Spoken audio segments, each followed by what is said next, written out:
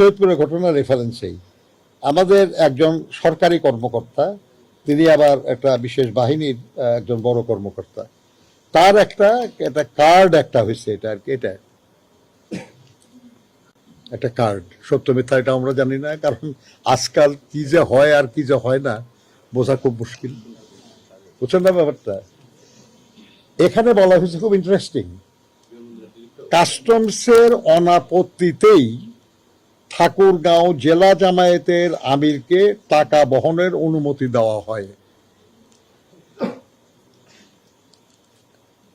আভ্যন্তরীণ রুটে অর্থ পরিবহনে কোনো সীমাবদ্ধতা নেই। আচ্ছা ভাই, যদি কোনো সীমাবদ্ধতা না থাকে তাহলে আপনার অনুমতির দরকার হয় কেন? হু আর ইউ? আমার যদি কোনো সীমাবদ্ধতা না থাকে আমি তার অনুমোদনের জন্য যাব কেন? অনুমতির কোনো প্রয়োজন আছে? তাহলে ওনার প্রথম কথার সঙ্গে দ্বিতীয় কথা তো বললো না। আরো গুরুত্বপূর্ণ যেটা, সেটা হলো যে আপনার কাছে জানতে চাইছে কি এটা, আপনার কাছে তো কেউ জানতে চায় নাই। কেউ কি কথা বলেছে যে ঢাকা বিমানবন্দর দিয়ে এই পরিমাণ টাকা কেমনে গেল, আপনারা কি করছেন? আপনারা কেউ জিজ্ঞাসা করছেন? কোনো সাংবাদিক, কোনো জনগণ, কেউ আর কি এখন পর্যন্ত শুনি নাই। তাহলে তার অতি উৎসাহ নিয়ে এই কথাটা বলার দরকার হলো কেন?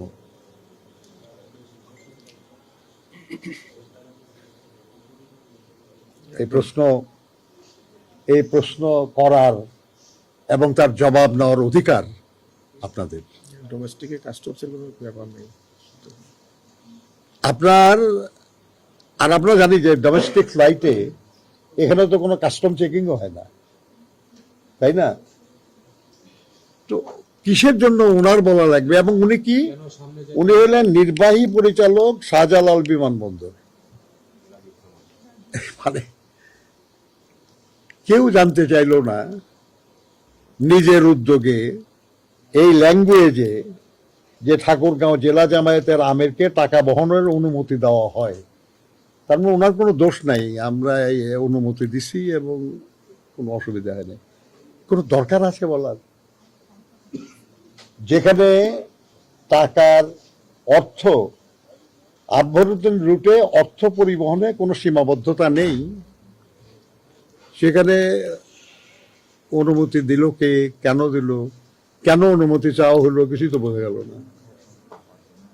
আমরা এই ব্যাপারগুলি ফিসি, তা বুঝতে কষ্ট হয়।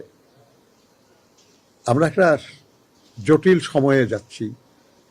আমাদের প্রতিপক্ষ খুব দুর্বল না, যারা দীর্ঘদিন দেশ শাসন করেছে তাদের প্রচুর বেনিফিশিয়ারি আছে এখানে, যারা এই নির্বাচনটাকে বানচাল করার চেষ্টা করতে পারে।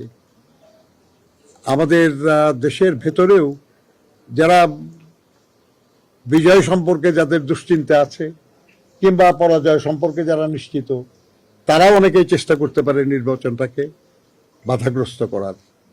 সেরকম সময়ে কোনো ব্যক্তি, কোনো প্রতিষ্ঠান যেন নির্বাচনের বিরুদ্ধে কোনো অবস্থান না নেয়, এটাই তো প্রত্যাশিত। যদি কেউ নেয় আমরা তাদেরকে জনগণের প্রতিপক্ষ বলে